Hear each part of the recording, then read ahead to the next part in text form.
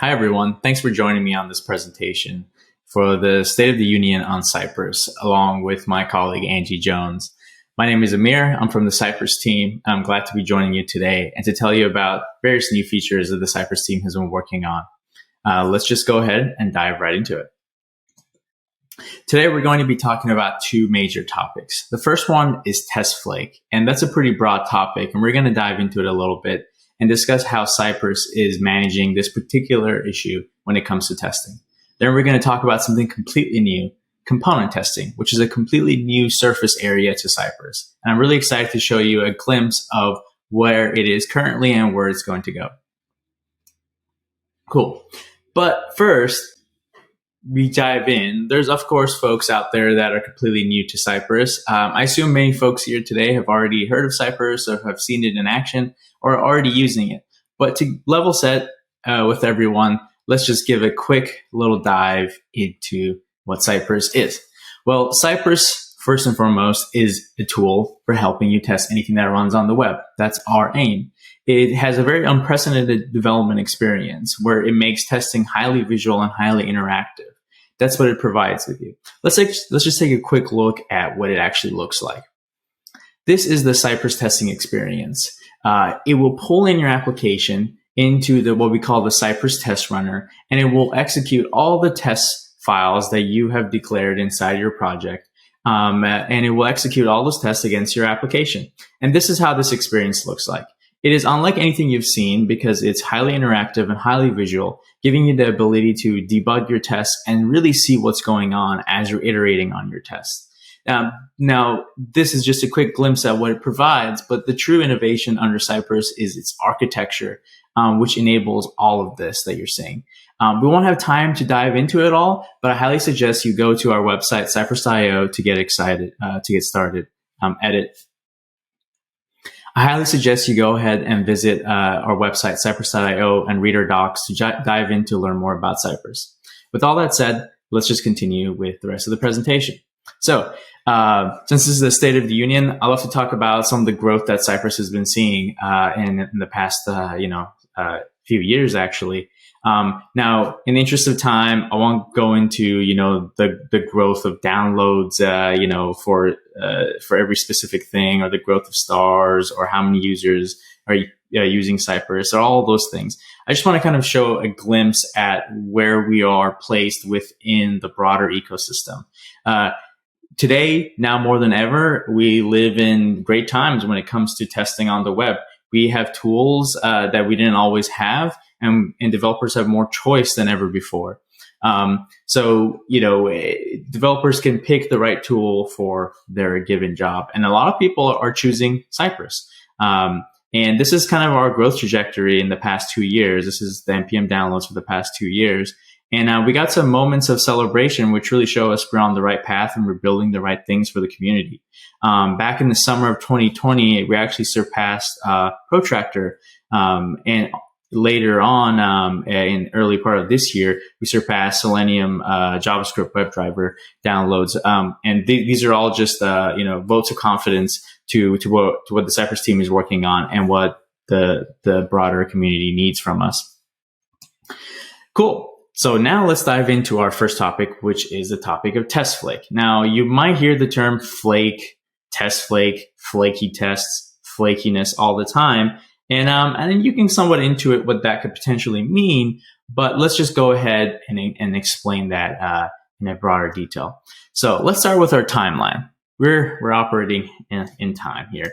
And we write our test A. We introduce that into our test suite, and this test passes. Then we change absolutely nothing about our code. We don't change the test code. We don't change the application code. We don't change the environment it all runs in, but we run it again, and now the test fails. Well, how could this be possible if we change nothing and previously it was passing? And so this test is considered to be flaky since it yielded different results with the same inputs because nothing changed. The inputs remain the same. So The thing is, the problem with flaky tests is that they do not provide deterministic results. They are kind of the antithesis of determinism. And this can really reduce our confidence in our tests, right? We are seeking deterministic results when it comes to testing. So one feature we recently introduced into Cypress to manage Flake in your testing pipeline is test retries, which can also be intuited, but let's go ahead and dive into it a little bit. So now let's look at the same scenario we started off with, where we have test A, and we change nothing about the code, and we run it again, and now it fails. But because we have test retries enabled, the test will automatically retry, just like the name implies. We will make a different amount of attempts, and this is configurable, and we'll show that. But the good thing is now this test failed a second time, after previously, being in a passing state. We were able to retry, and then we were able to get it to be passing again. Now this test is still considered flaky, right? We didn't necessarily solve the problem of flakiness, but what we did solve is keeping a smooth running CI pipeline. And so the important thing here is that we're trying to keep our CI pipeline moving smoothly. Now, with great power comes great responsibility, right? You can't just retry things and then have it pass and then not do anything about it later. You really do have to kind of spend the time and effort to figure out what is really going wrong. But in the real world and in real practice, especially working in large code bases, you have to kind of do your best to stay on top of Flake while still being able to ship code consistently. So you have to take great care and great, you really got to practice staying on top of Flake when you're enabling something like this. But it's still tremendously helpful for keeping a smooth running pipeline. And we'll get to one other benefit of this in a little bit, but let's go ahead and see how we can actually enable test retries. Cool. So test retries. Well, we got some animation action going there. Test retries can be enabled in different ways. So one way, which is the default way where a lot of people kind of do out of the gate, is just set it at the very top level of your project, which is configure the test retries behavior within your Cypress JSON configuration file. And you can set how many times tests get retried based on the mode that Cypress is in. So as you may already know, Cypress has, the open mode, which is the visual interactive mode that we just kind of saw a glimpse of earlier. And then it has the headless mode or run mode, where it's not visual. It just kind of runs in your terminal. So you can choose, how many reattempts you would like to be made for a given test failure, based on the type of mode that you're running. You can also enable it just for all the modes, right? So you can just set retries to a given number, and then have that be the attempt that applies to all Cypress modes. Now, one thing folks like to do is just have it off when you're in open mode, because that's the the mode that you're iterating locally. It's not in CI, so it's just part of your local development workflow. You don't really need retries at that point in time because you're in the iteration phase. But when you are running things in CI, where you're not iterating on the code itself, and that's also when you need things to go smoothly, you can enable test retries just for that mode. So in this particular example, on the left-hand side, we have enabled retries for tests to be retried 2 times in run mode, where we have disabled it in open mode. Now, the cool thing about test retries is that you can also apply it on a test or suite level basis. We recently introduced test level configuration in Cypress, and which means you can make some configurations at the given test level within the if and describe blocks. So in the left-hand side, I'm setting test retries configuration for a given if block. And on the right-hand side, I'm setting it for a suite, which applies to a whole describe block. And if you have a describe block, if you apply this to the root describe block in a given spec file, that means it will apply to that entire spec, which is one way to organize your tests. Cool. So now we have test retries enabled, but let's go back to our original example here. So we got it enabled. We can retry tests and get things to a passing state because we don't want our CI pipeline to be halted, right? But what else does it provide us? Well, the good thing about test retries is that it also enables the detection of Flake. So, and that's really what we're ultimately after, is like to figure out what is actually going on in CI. Did it just fail randomly or did it pass randomly? We really want to know deterministically, like when Flake is occurring. So because we're able to retry a test, we can determine if it is flaky or not. And this is another benefit of test retries, because this will allow us to stay on top of Flake and not just kind of brush things along by retrying tests in CI. Because we can detect Flake, we can be aware of it going on, and we can stay on top of it as we're adding more code, as we're adding more tests, as we're running more things in CI. So how are we actually surfacing Flake to folks?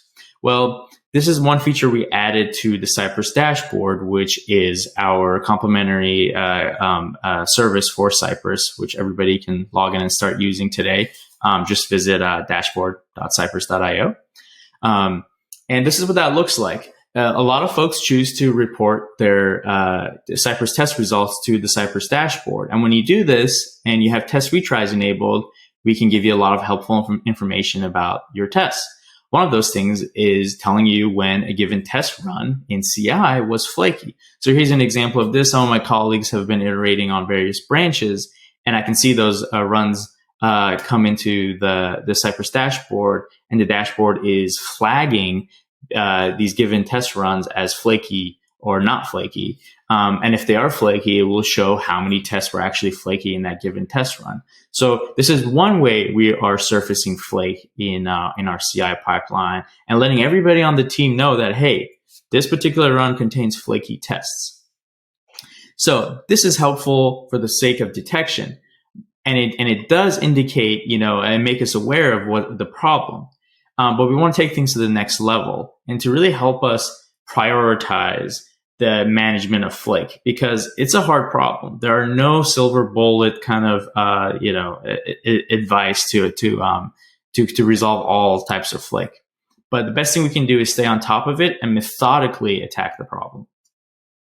So another thing we added was Flaky test analytics. So what this really shows is at the test case level and even at a spec file level, what is the flaky or flake rate of any given test across all its runs. So if you run a test, 500 times, and maybe 200 of those times it was detected to be flaky, then we can know how many 200 divided by 500, that will be its flaky rate. And this calculation is the thing that helps us detect and surface the severity level of a given test case when it comes to Flake. So in this view, you can see the overall flakiness of your entire project. So in this given example that we're demonstrating here, this particular project has 34% of their test cases are flaky. And so, well, that sucks, but how do we go about managing that? Well, we can look at the different severity levels of the Flake. We have 31 test cases that are marked as at a low severity level, and that means that about 0 to 10% of the time those particular tests are flaky. And then we have 7 tests that are medium level flaky rate, and then we have 0 that are high severity, which is great. So the way we can go about prioritizing this, and you also have to exercise good judgment here because you know your project better than anybody else. What we can know is like, okay, let's go and attack these first 7 test cases, then we can move on to the low severity ones. But overall, this is kind of an unprecedented view into management of Flake. In the past, there was really no good way to detect it, to keep a smooth running pipeline while we're trying to manage Flake, and then having tools that allow us to stay on top of Flake as well across the team. So this is all extremely helpful. So what comes next after this? Well, we want to be mitigating Flake all the time, but how can we mitigate it from being introduced into our project in the first place, right? Well, we're working on something on this. So if we go back to our original example that we were talking about to describe what Flake is, we had a test case, we changed that thing, and then it failed. But this just means that the first time we ran it, when it was green, it was flaky then. We just didn't know it yet. So what really happened is we got lucky. And that's all we had, just pure luck. And the thing is, when it comes to test and when it comes to testing, we can't bet on luck. We can't rely on luck. We need deterministic test results when we're trying to ship high quality code. So how can we take proactive measures to mitigate Flake from being introduced into our test suites? Well, we're working on a new feature, and it's called test burn-in. I'd like to describe it to you now. So now let's look at the scenario that is similar to what we've been doing before. Now, when you introduce a new test case, Cypress will automatically detect that, and we will retry that test as many times as you like. This will be configurable. And this is essentially what we mean by burn-in or breaking in a test. Because it's new, we don't know much about it. We don't know about its behavior. There's no historical context or data around this. So there's the potential for the introduction of Flake. And this happens, all the time if you worked on especially very large projects. So what we'll do is we'll burn in the test when it's first introduced for a given amount of times. And that's how we can confidently know, hey, this test is flaky, so we should not introduce it into our code base. We should not merge that PR in, and we should go and figure out what the problem is. So in this particular example, test A was introduced, and we ran it 4 times, and really on the 4th time is when it actually failed. And so you also have to kind of figure out how many times to run these tests, and that's another nuanced effort here. But we see people doing this, organically already in our user base. People are putting together all sorts of various measures when they have a new test. They will kick off CI builds that will retry a test hundreds of times even to ensure that it's not flaky. But once you do it once, you can have the confidence that you're not introducing this problematic test or suites of tests into your pipeline. So once we introduce test burn-in and we actually run test burn-in, we can be kind of confident that, hey, if everything was okay, if everything passed after we burned the test in, we can now safely rerun this test moving forward, given that no other changes were made. So this is another cool feature getting added to our suite of tools for helping you detect Flake, manage Flake, and stay on top of it all. One of the things that I'm really excited about this whole suite of tools is the integrations we also have with things like GitHub and GitLab and other providers, version control providers, because now we can start detecting Flake, which means that we can actually put status checks and commit status marks to block PRs from being merged if they are flaky.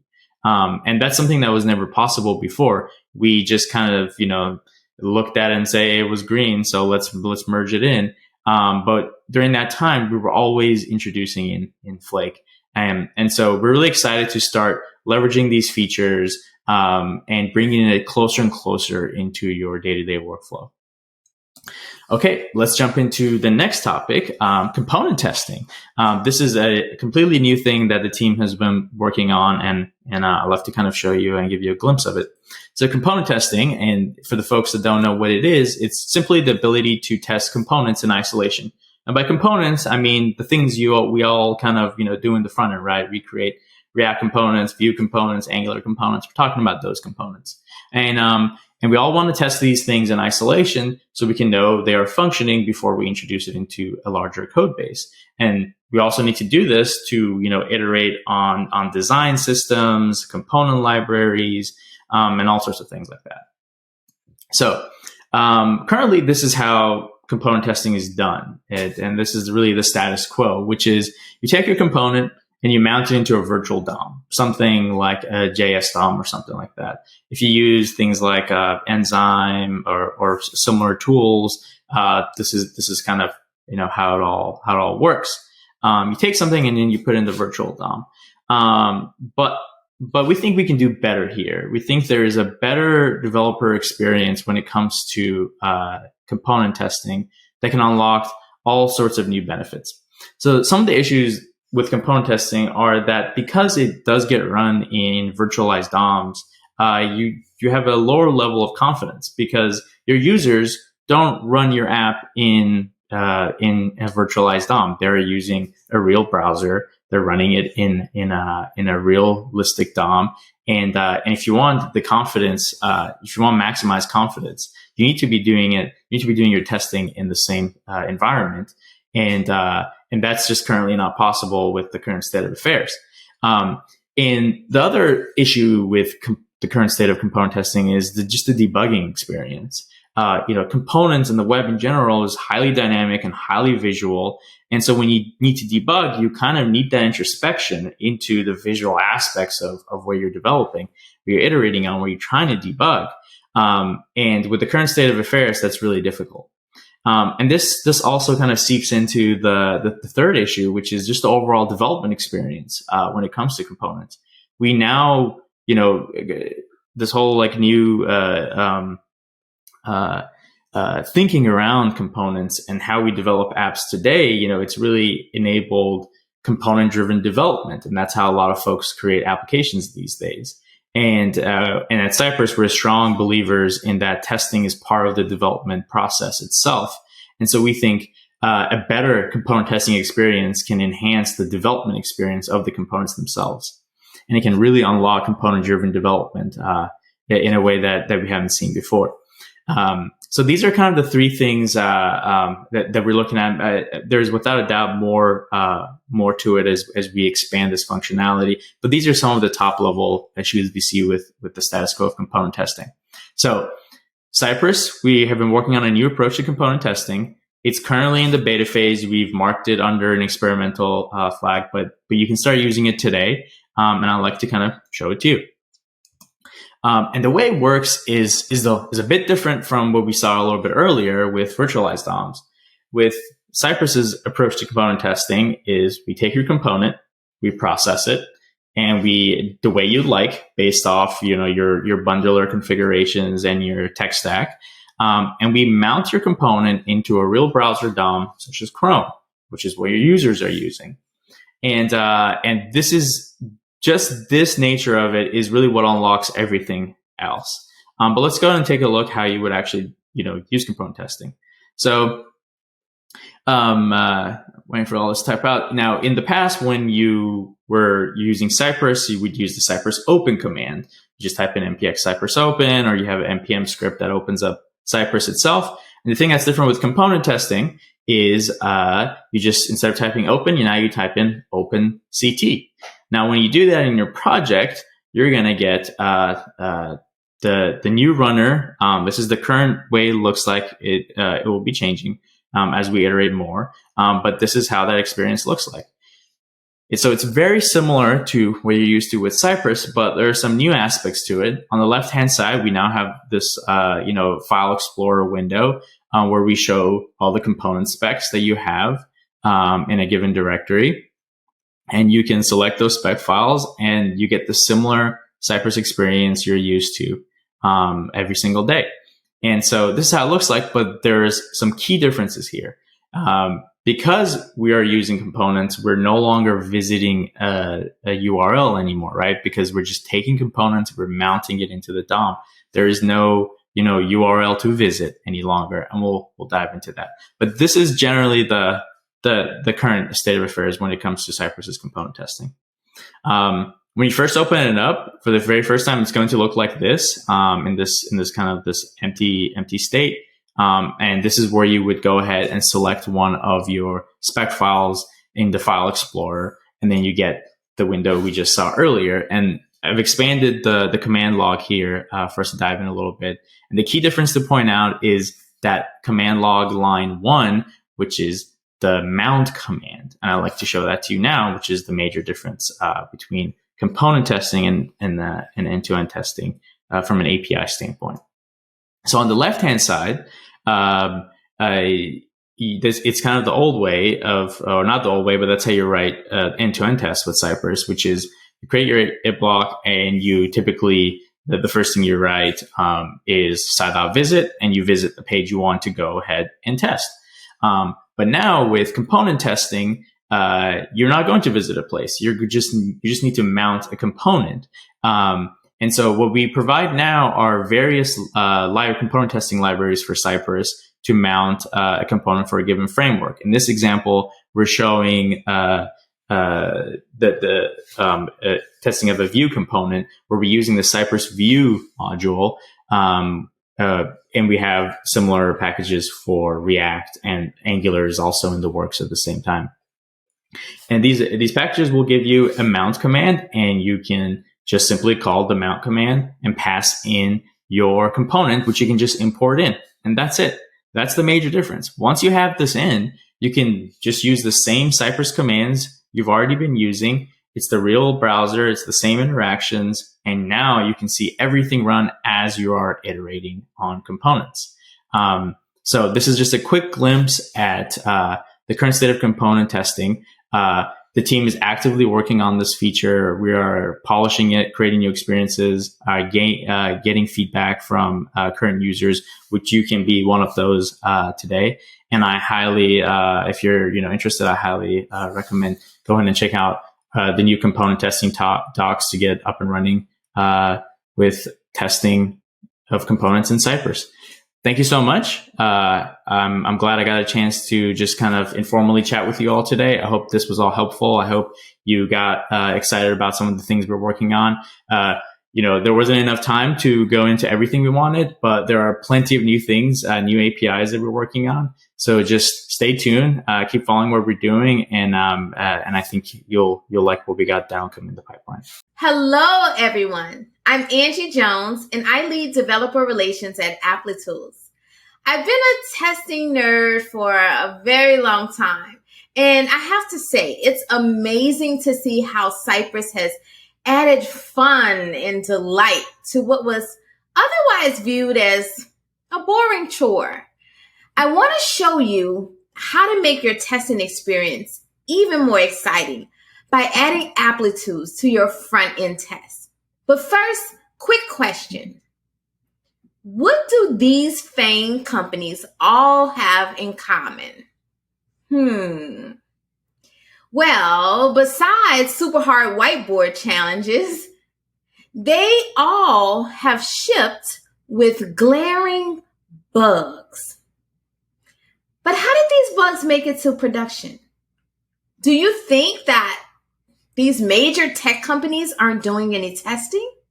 Nah, that's nonsense, right? Of course they do testing. In fact, some of them have even written books on how to do testing. The problem here is that these aren't just any old bugs. They're visual bugs. And visual bugs are some of the nastiest bugs known to devkind because they're immediately visible to your end users.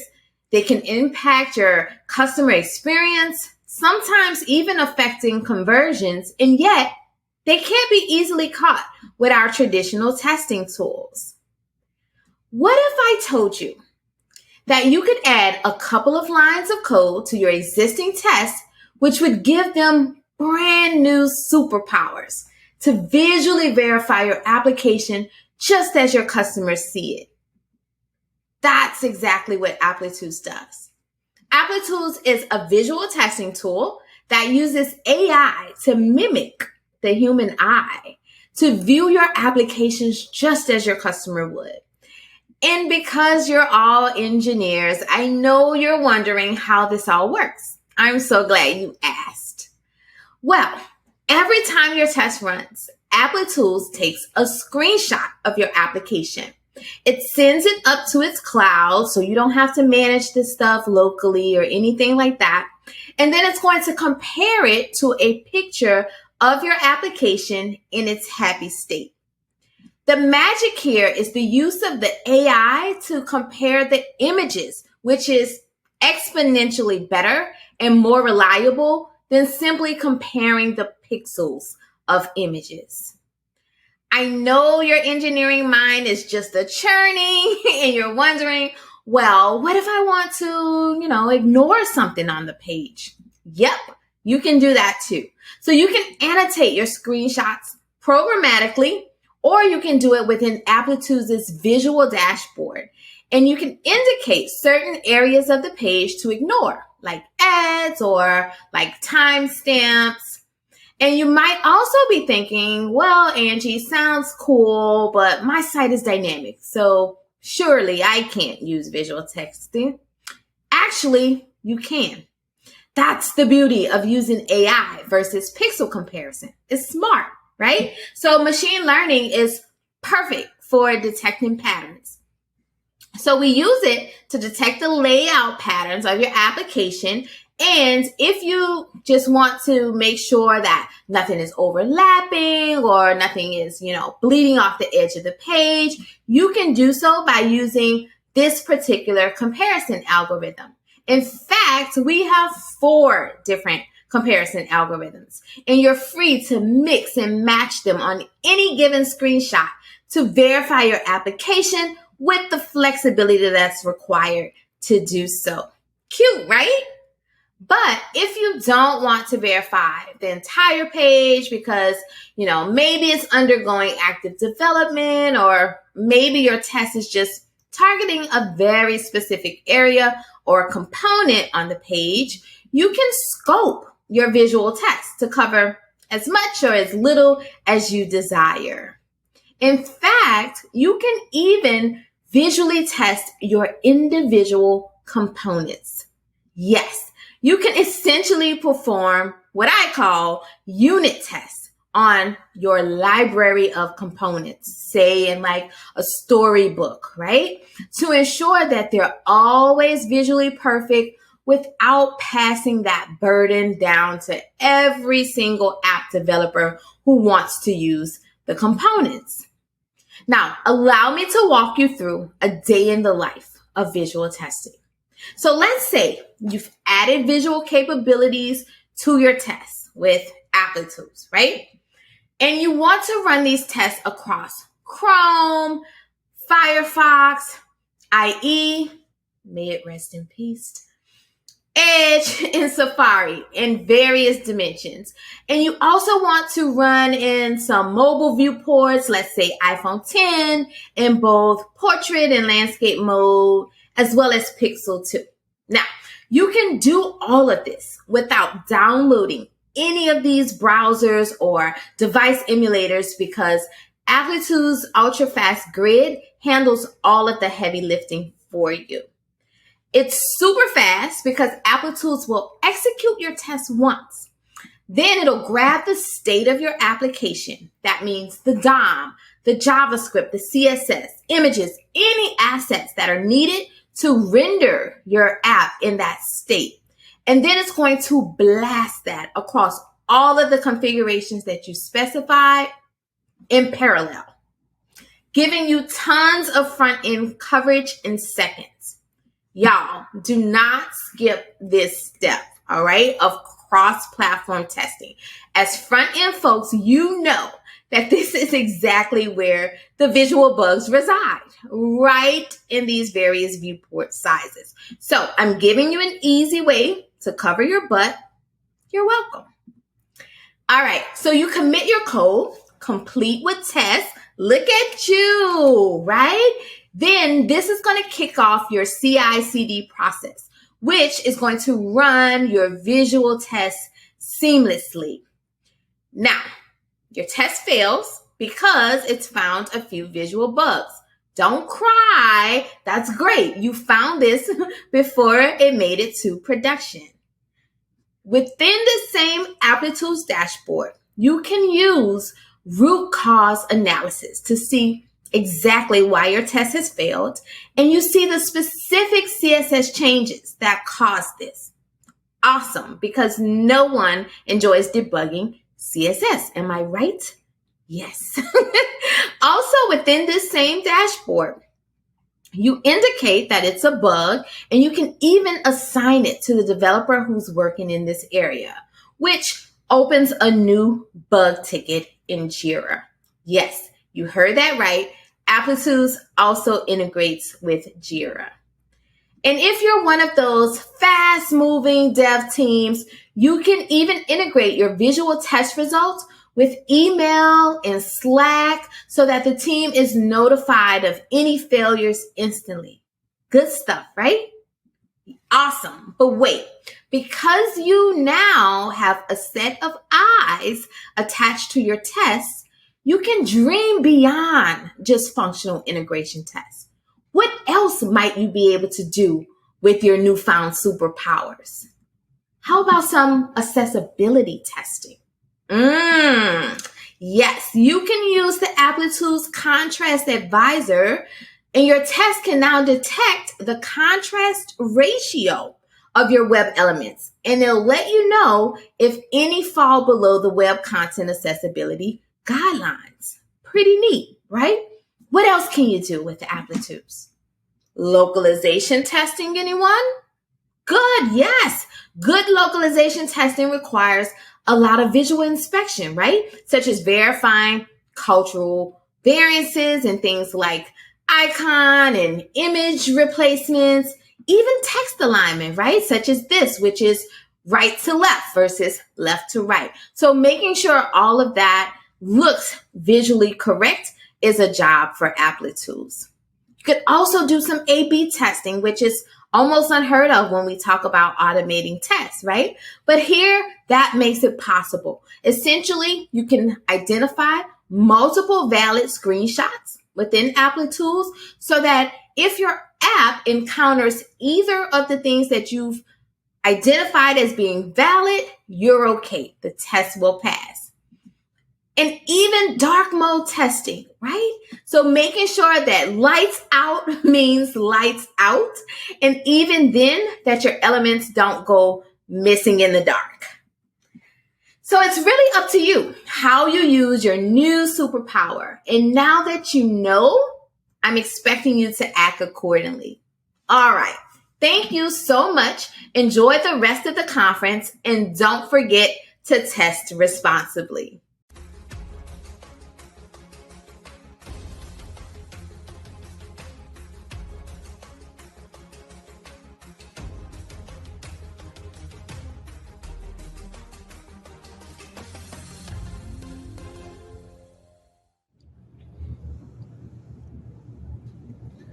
Hi, Amir. Hi, Angie. Good to see you. Hello. How's it going, everyone? Oh, we've got a torrent of questions here in the Q&A. Hope you're ready. I'll start with the upvoted ones. They're seem popular, and you know there's a lot of love for component testing, Amir. So I'll start with that because that fired everybody up. I've been using component testing. It's good. What's the roadmap for improving it? Many configuration options are not supported. So where's the roadmap? What's the roadmap, Amir? Yeah, sure. So right now, the current state of affairs for Cyprus's implementation of component testing is very much in the works. Right now, we do have a version of it out under an experimental flag, and the team is iterating on all that and trying to kind of give people a good experience on the setup of component testing so we can support configurations for all sorts of tech stacks. So that's something the team is doing that, as we speak right now.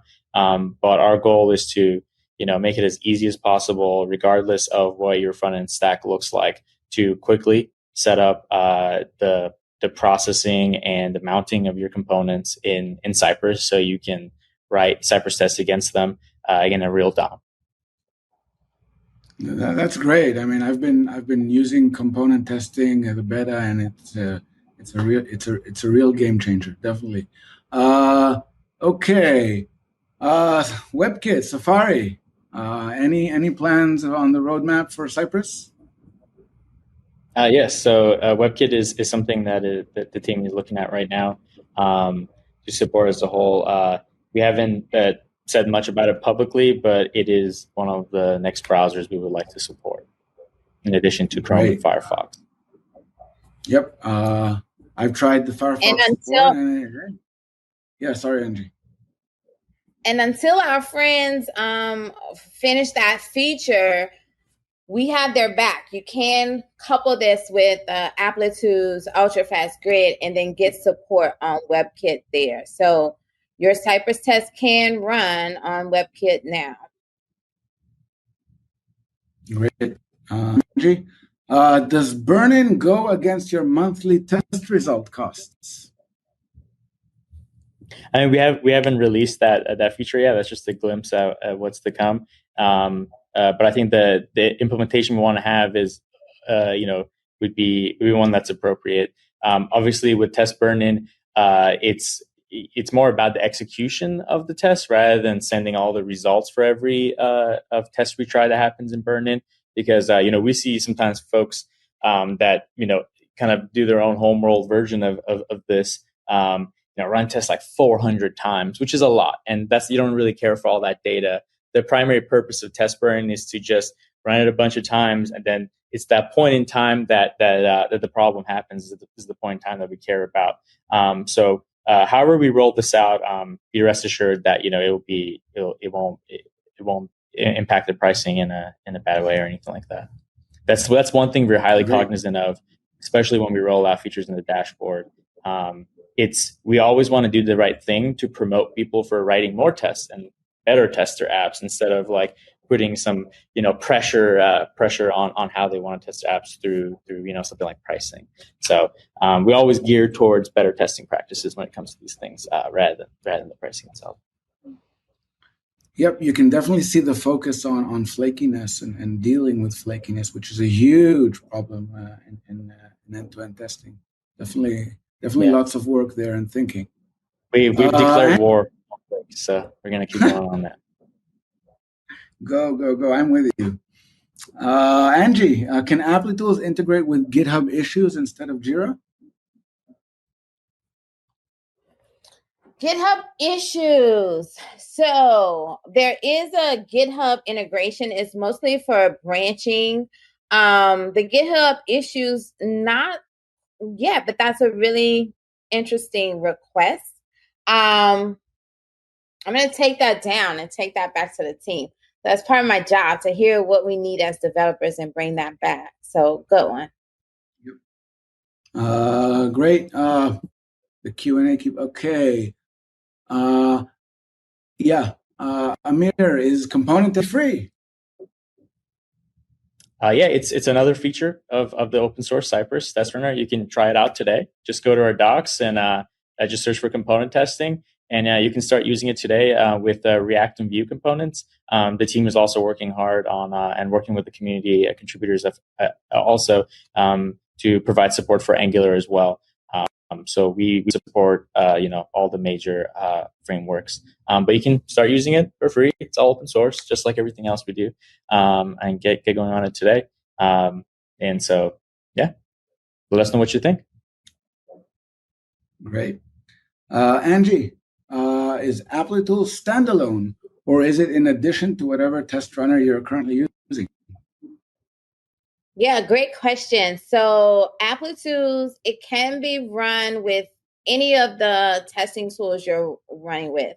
Of course, we love Cypress, but if you have something else before you move over to Cypress, then yes, we do integrate with those as well. So for mobile apps, for web apps, for PDF files, for standalone images, any of those we're able to cover, in various programming languages as well. So if you have other teams within your company that's using something like Java or Python or whatever, we integrate with those as well. Great, thanks. Amir, how does, and this is an interesting question because, we know who wrote the React testing library, which is Kent Dodds, who has an ending keynote here. So how does component testing React testing library? Yeah, I mean, you can already kind of use. React testing library lives outside of that world completely. I mean, our focus is to is on writing component tests in a real browser and a real DOM. That's where we think people can get the most value. Other libraries out there, that are focused on other implementations. People can still continue to use those, but we think that folks should give things a try when it comes to running things in a real browser. And if that gives you more value than what you're getting from things like Enzyme or any other tool, then so be it. It's just use whatever you're most comfortable for your needs. Obviously running things in a full-on browser, there's more overhead involved with that, right? Because you got to bring up a full version of Chrome or something like that. So there's more overhead, but we think that overhead is worth the additional confidence you'll get by testing components in a scenario that's much more realistic to what your customers will use. Great, thanks. Angie, this is a question. Lots of people ask that when you start working with visiting an Applitools. How's new features with Applitools? There is nothing to compare the screenshots to. Yeah, good point. So when you're first writing your test, right? Think about tools aside, when you're first writing your test, when you write those assertions, don't you make sure that they actually work with your own eyes, right? So that's the same idea with Applitools. You, the human smart person, you make sure that it works and it looks like you want it to look. And then you say, okay, great, fine, this can be my baseline. And then Applitools will take it from there. So you don't get out of work here, okay? The AI assists you. It doesn't take your job. You still need to, kind of control this thing. We have not eliminated humans yet. Not yet. Okay, is there a good lower bound for detecting Flake? I think that's for Amir. What if Flake could be detected on attempt 5, but we only attempted 4 times? Yeah, it's the classical heuristics kind of problem. You have to kind of take a very pragmatic approach, and kind of taming Flake is a probabilistic problem. So you have to try out different things and see what works best in your project. But again, with all this, you have to take a very pragmatic approach. You can always say, well, it could happen in the 100th try. Do I have to run it 100th times? And in real practice, I think most will find that is not the case. But you do have to kind of put some effort into fine tuning and to see like what works generally best for you. And so we're interested to see what configurations work across the board for the general community. And as more folks kind of start to do that, we can gather better data across all sorts of projects to provide the broader community better configuration practices, because then we'll have a nice view into a diverse set of projects and what's really going on in the real world. So we have to take a very practical and pragmatic approach to making these configurations. And as we learn more, we're going to share with the rest of the community. Great, thanks, Amir. Angie, 2 questions. One, does Applitools handle native apps like mobile? I'm guessing mobile apps. Yes, it does handle native apps, native mobile apps, and it integrates with some of those testing tools as well. So if you're using something like Apple's XCUI test or Google's Espresso, it integrates with those, as well as if you're using something like Appium. So good integration with native. Great. The second question seems to have disappeared, but I think it's important enough for you. Does Applitools support Storybook? Yes, so that's one of the slides that I covered in my talk. It does handle that. And I love to think of that as, kind of unit testing our components. So you can run it against just your components, make sure they're all beautiful before all of these developers are, using the components within their different modules or whatever. So this is a great way to kind of move testing a little further left in your process. Okay. Another question. Are the screenshots taken by Applitools or the test tool itself? So does the developer, the tester, need to take the screenshots themselves, or does Applitools do that for them? Applitools does that for you, and my colleague Kobe is speaking this afternoon, and he'll do more of like a deep dive and show you all of the technical guts into it. So definitely stick around for that talk. But you essentially make a call with the Applitools API that says, check my window. And that will take the screenshot on your behalf in the background, send it up to the cloud, do the comparison and all of that. You literally just write that one line of code and it'll do all of that. Great. And I think last question. How do you, for that, this one's for Amir, how do you handle multiple tabs in Cypress? Yeah, it's something we currently do not support just yet, but we're working on practices and some workarounds to help support testing scenarios where you do need to have kind of multiple tabs or multiple windows as well. And feel free to reach out to me. My email is amir@cypress.io. I share it freely. And I can sneak in one more. Do you support, and I love the question, so I'm going to do that. Do you support democratic test passes where 3/4 of the test pass and it's okay? Unfortunately, when it comes to testing, there's no such thing as democracy. So, love the question, love the answer. Thank you, Angie. Thank you, Amir, for this. All right. If you all have any more questions or we didn't get to them, we have breakout rooms right above. You see the links. You can go there, and there are folks from our respective companies there to answer any questions you want. So definitely check them out. All right. Great. Thank you, Angie. Thank you, Amir.